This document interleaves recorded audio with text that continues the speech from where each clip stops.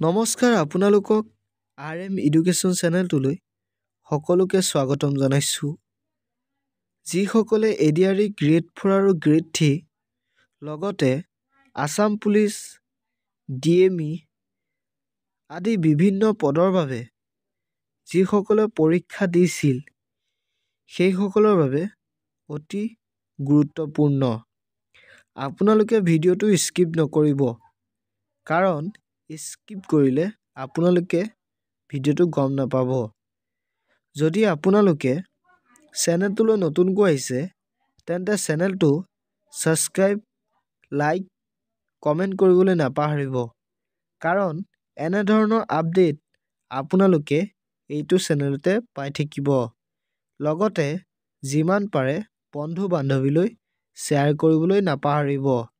ভিডিঅ'টো স্কিপ নকৰি শেষলৈকে চাই থাকিব। আহক এতিয়া আমি ভিডিঅ'টো দেৰি নকৰি আৰম্ভ কৰোঁ। ADRE গ্ৰেড 4 আৰু গ্ৰেড 3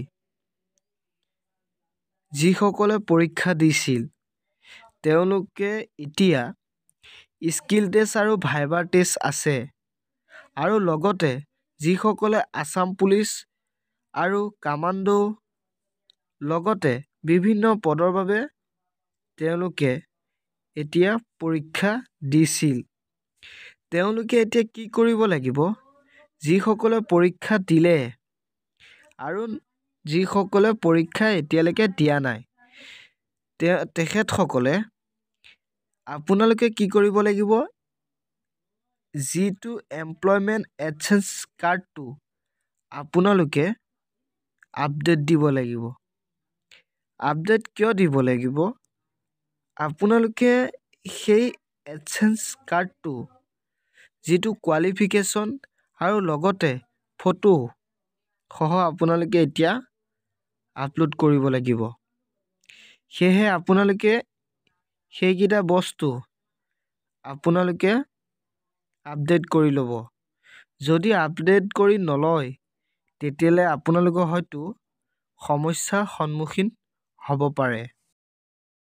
যিসকলে ADRE গ্ৰেড 4 আৰু গ্ৰেড 3 ভাইবা আৰু স্কিল টেষ্ট হ'বলৈ গৈ আছে তেওঁলোকে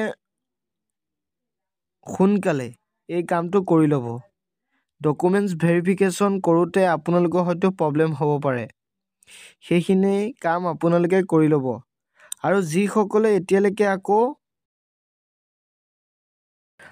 যিসকলে আসাম পুলিচ আদি বিভিন্ন পদৰ বাবে পৰীক্ষা দিবলৈ গৈ আছে তেওঁলোকে সেইটো এক্সচেঞ্জ কাৰ্ডটো আপোনালোকে আপডেট কৰি ল'ব। যদি আপোনালোকে ডকুমেণ্টছ ভেৰিফিকেশ্যন কৰোঁতে আপোনালোকৰ হয়তো প্ৰব্লেম হ'ব পাৰে, সেইকাৰণে আপোনালোকে গুৰুত্ব সহকাৰে সেই কামকেইটা কৰি ল'ব। ডকুমেণ্টছ ভেৰিফিকেশ্যন কৰোঁতে বহুত সাৱধানেৰে আপোনালোকক চোৱা চিতা কৰিব।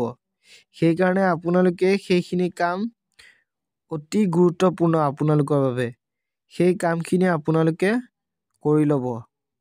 আৰু যিসকলে আকৌ নেক্সট পৰীক্ষা আহি আছে DME, নন টেকনিচিয়ান সেইখিনি পষ্টৰ বাবেও আপোনালোকে এইকেইটা কাম কৰি ল'ব।